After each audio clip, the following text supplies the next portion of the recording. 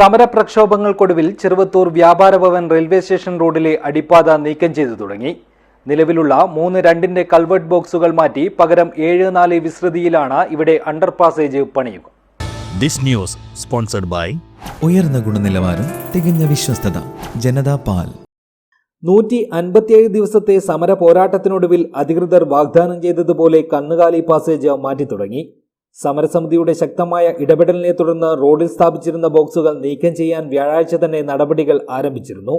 വെള്ളിയാഴ്ച രാവിലെ ആദ്യത്തെ ബോക്സ് നീക്കം ചെയ്തതോടെ നാടിന്റെ ഗതാഗതയോഗ്യമായ അടിപ്പാത എന്ന ആവശ്യത്തിലേക്ക് വഴിയൊരുങ്ങി.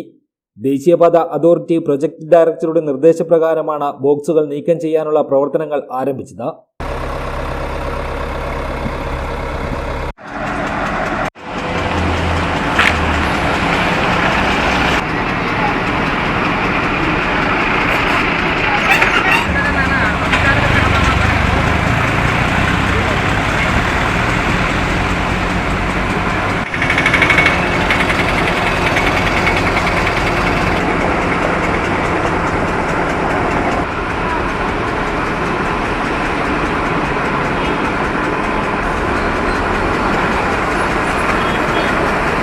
ഏഴ് മീറ്റർ വീതിയിലും 4 മീറ്റർ ഉയരത്തിലുമുള്ള പുതിയ അടിപ്പാതയുടെ നിർമ്മാണം എത്രയും വേഗത്തിൽ ആരംഭിക്കുമെന്ന് അധികൃതർ നേരത്തെ സമരസമിതിക്ക് ഉറപ്പു നൽകിയിരുന്നു.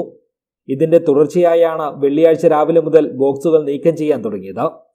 പുതിയ അടിപ്പാത യാഥാർത്ഥ്യമാകുന്നതോടെ പ്രദേശത്തെ യാത്രാക്ലേശത്തിന് വലിയ ആശ്വാസമാകും. News bureau, Cheruvathur.